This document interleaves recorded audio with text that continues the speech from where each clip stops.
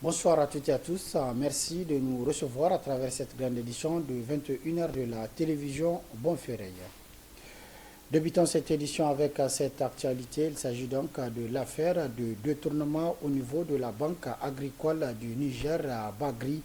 Hier lundi, après avoir entendu les personnes interpellées, 6 seulement sont en garde à vue. Les précisions avec Balma Bourama. À l'issue des premières auditions devant le juge d'instruction ce lundi 2 janvier 2023, 6 personnes, pour la plupart des hauts cadres de la Bagri, sont gardées à vue pour les besoins de l'enquête. Il s'agit principalement du directeur Mohamed Lawal Moussi et du directeur comptable et financier Boubacar Mayachi. Il leur est entre autres reproché de détournement de deniers publics et de blanchiment de capitaux. L'affaire défraie la chronique depuis vendredi lorsque des lanceurs d'alerte ont publié sur les réseaux sociaux des détournements importants au niveau de la seule institution bancaire dédiée au monde rural. Ces détournements sont estimés entre 1 et 5 milliards de francs CFA. Les publications des lanceurs d'alerte indiquaient que des cadres de la Bagri ont été interpellés au niveau de la police judiciaire à la suite d'une plainte déposée par la cellule nationale de traitement des informations financières CENTIF. L'institution chargée de la lutte contre le blanchiment des capitaux a découvert dans les livres de la banque des mouvements financiers suspects suite à des inspections. La Bagri, faut-il le rappeler, a été créée en 2011 pour le financement des entreprises et initiatives agricoles au Niger. Elle se veut une institution au service du monde rural de notre pays. Les autorités nigériennes ont voulu d'elle comme la remplaçante de la Caisse nationale de crédit agricole. Cependant, dans sa gestion, la Bagri a été confrontée à des difficultés d'ordre managérial. On se rappelle, en 2013, moins de 2 ans après sa création, la Bagri a eu des problèmes qui l'ont fait placer sous administration provisoire par la commission bancaire de l'UEMOA. C'était sous la direction de l'actuel ministre du Plan, Abdourabiou. En 2021, certains milieux bancaires ont annoncé le rachat de la Bagri par la Banque populaire de la Mauritanie. Une affaire qui n'a pas été concrétisée.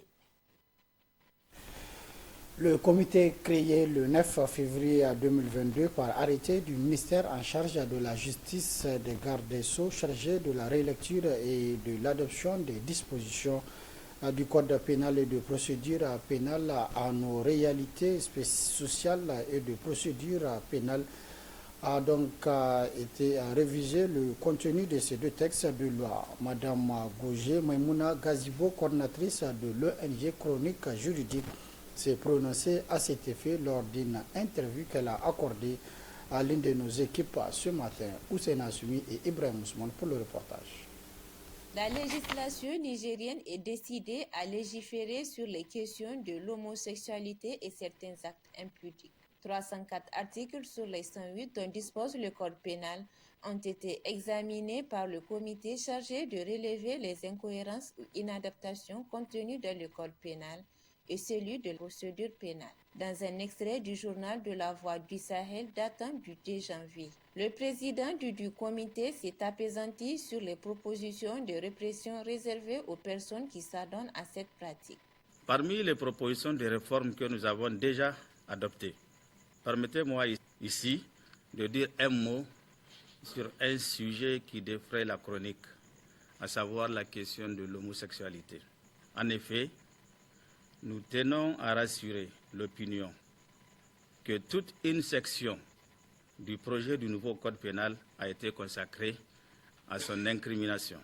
Ainsi, notre comité a fait des propositions de lourdes sanctions contre quiconque commet des actes impudiques sur une personne de même sexe ou entretient des relations sexuelles avec une personne de même sexe. Quiconque contracte un mariage avec une personne de même sexe.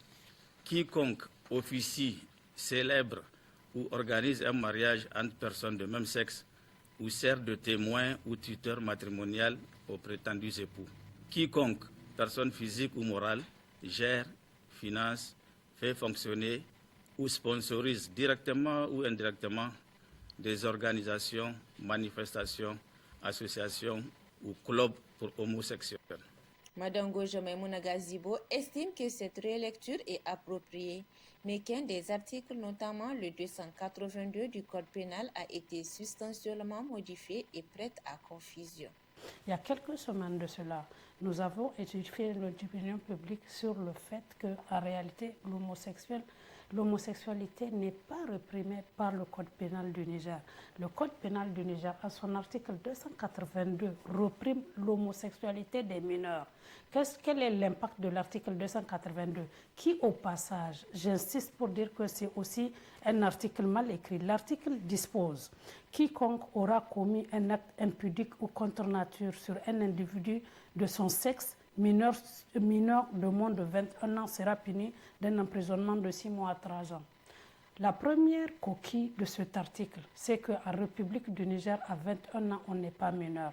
Donc, soit le législateur a voulu que toute l'homosexualité soit réprimée à la fois pour les adultes ou les mineurs, soit c'est une coquille à l'intérieur de l'article 282.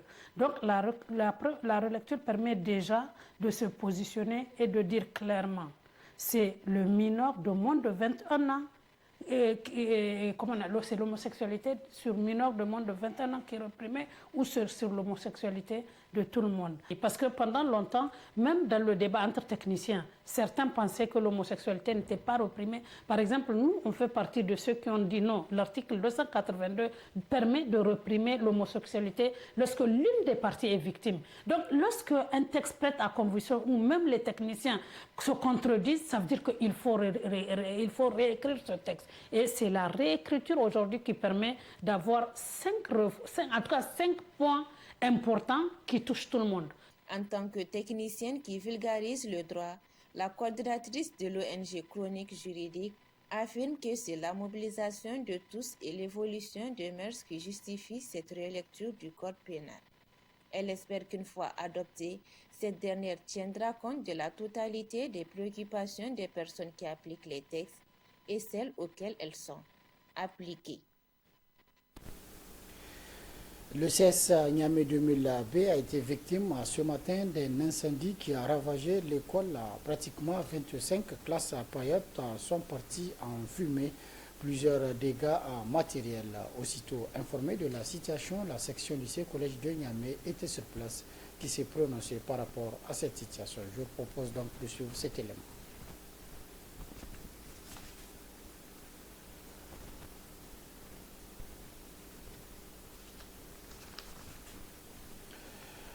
Justement, comme je l'ai annoncé donc tout à l'heure, le CES Niamey 2000B a été victime ce matin d'un incendie qui a ravagé l'école.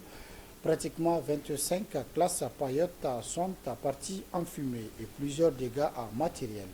Aussitôt informé de la situation, la section lycée collège de Niamey était sur place pour constater les dégâts. Je propose donc de suivre cet élément. Pratiquement donc cet élément n'est pas prêt. Nous allons donc revenir tout à l'heure par rapport à cet élément au cours donc de cette édition. Le temps de voir la mendicité dans la capitale économique du pays, Maradi, préoccupe un bon nombre de Nigériens. Cette pratique non autorisée par la religion musulmane. Alors, ce matin, l'une de nos équipes s'est intéressée par rapport à ce sujet de l'autre côté du Maradi. Je propose de suivre ce reportage signé Mohamed Alpha.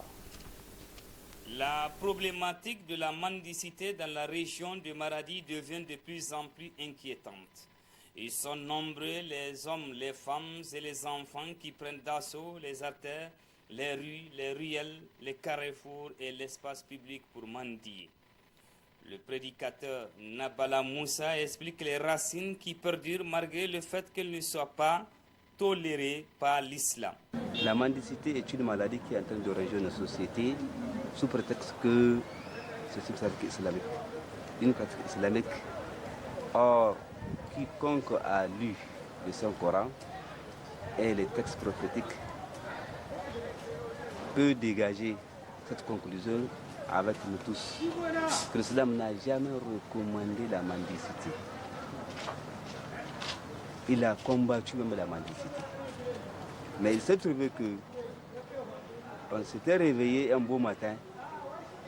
Voilà, le monde musulman a abandonné sa charte sa constitution, sa source de formation spirituelle et de doctrine, nous sommes laissés emporter par nos passions et comme conséquence, on est devenu des grands mendiants. Le phénomène a plus d'ampleur du fait de la croissance démographique quelque peu spécifique à la ville de Maradi où la polygamie est de mise. Le nombre d'enfants errants dans les rues est aussi important. Vous vous retrouvez dans la ville de Maradi avec des très jeunes enfants, des très vieilles personnes, hommes comme femmes, et vous vous retrouvez avec des vrais valides. Vous allez trouver un jeune de 25 ans, un jeune de 35 ans. Ça donnait à cette pratique de mendicité. Et du surcroît, ce jeune ou cette jeune femme n'a aucun handicap. Elle n'a aucun handicap. Et elle s'adonne à cette pratique. Donc, c'est pourquoi nous disons que beaucoup reste à faire. Il faudrait que la population soit un peu regardante par rapport à cet état de fait. Parce que cette situation, elle n'est pas du tout reluisante pour une ville, pour une capitale économique comme la ville de Maradi. Parce que celui qui cherche à travers la mendicité, s'il n'arrive pas à retrouver gain de cause, il va s'adonner au pire qui est le vol.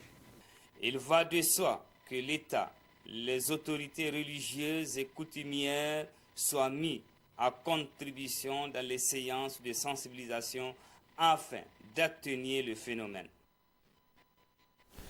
Et puis nous vous proposons ce soir dans cette édition le portrait du champion de la 43e édition du sabre national, la Kadri Abdou dit Isaka de Dosso. Le portrait est signé Mohamed Alpha et Ibrahim Ahmad.